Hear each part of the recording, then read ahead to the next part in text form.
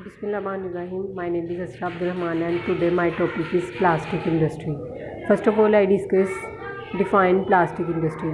Plastic industry एक बहुत बड़ी इंडस्ट्री है जिसमें हम ये देखेंगे कि प्लास्टिक कैसे बनाया गया है, इसको नेक्स्ट कन्वर्ट कैसे किया जाता है ताकि हम प्लास्टिक को सेल आउट कर सकें। सबसे पहले ये जो है वो मिडल ईस्ट और रशिया में इसको प्रोवाइड किया गया पेट्रोकेमिकल के रॉ मटीरियल्स को। दैन इसकी प्लास्टिक की कन्वर्जन को उन्होंने सेल आउट करना स्टार्ट किया। दैन प्लास्टिक इंडस्ट्री को बहुत ज़्यादा सेक्टर्स में डिवाइड किया गया है, वो हम इसके देखते हैं। सबसे पहले आ जाती है इसकी प्रोडक्शन। 1950 से लेके 2017 तक 9.2 बिलियन टन्स ऑफ प्लास्टिक जो हैं वो 2004 में सेल आउट हो चुके हैं, जबकि प्लास्टिक इंडस्ट्री जो स्टार्ट हुआ था वो वह 1950s में। ग्लोबल प्रोडक्शन की वजह से यानी कि आबादी की ज़्यादा होने की वजह से 400 मिलियन टन्स जो हैं वो 2021 में बिल्ड हुए। दैन 381 मिलियन मैट्रिक टन्स जो हैं वो बिल्ड हुए 2015 में। अब आप देख सकते हैं कि 2021 से लेकर 2015 तक कितना ज़्यादा जो है वो इसकी प्रोडक्शन जो है वो इंक्रीज़ हुई है। ठीक है, फिर इसके बाद 1950s में इसकी जो है वो प्लास्टिक की पैकेजिंग, बिल्डिंग, कंस्ट्रक्शन और अदर सेक्टर्स में इसकी रैपिड ग्रोथ को देखा गया। यानी कि प्लास्टिक को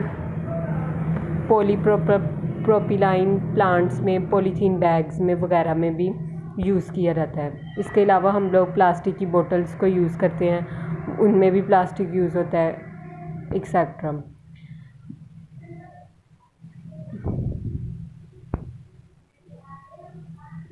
दैन इसकी हिस्ट्री है कि प्लास्टिक कब जो है वो सबसे पहले स्टार्ट कब हुआ था। ब्रीफ टाइमलाइन है प्लास्टिक की, जब इसको डेवलप किया गया बैकलाइट ने 1907 में।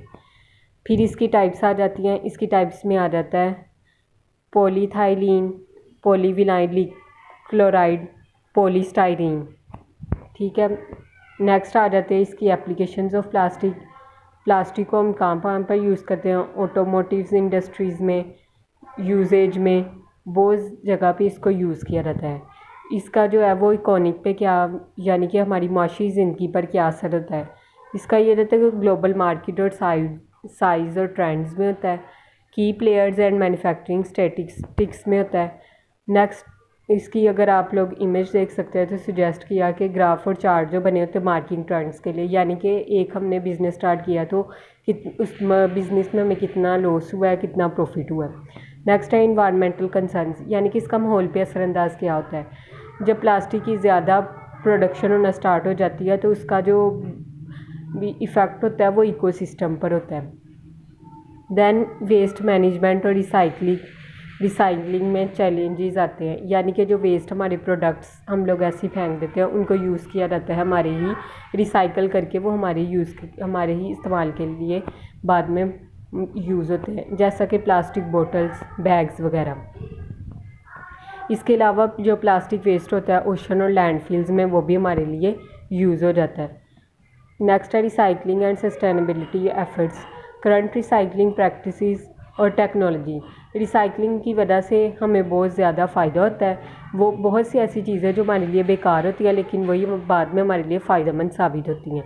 इनोवेशंस इन दी प्लास्टिक इंडस्ट्री भी केमिकल रिसाइकलिंग होती है इसकी टेक्नोलॉजीज़ में। अल्टरनेटिव मटेरियल्स, यानी कि जो मटेरियल्स वही, अब हम बोतल है फॉर एग्जांपल बोतल्स हम पीते हैं, वही बोतल्स को दोबारा रिसाइकिल किया जाता है, वही हमारे पास आ जाती है। अब बहुत सी ऐसी चीज़ें हैं जिनको रीचेंजेबल किया जाता है, यानी कि अगर हमने बोतल्स फेंकना शुरू कर दिया वैसे उस बोतल से कोई और नई चीज़ बनना शुरू हो जाएगी।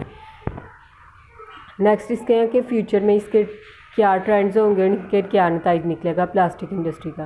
Prediction for the future of the plastic industry, हमें ज़्यादा सोचना चाहिए कि इसकी प्रेडिक्शन के लिए प्लास्टिक इंडस्ट्री की, यानी कि इसकी अप्रोच फ्यूचर में क्या होगी, क्या होनी चाहिए और इसके हमारे लिए क्या फ़ायदे हैं।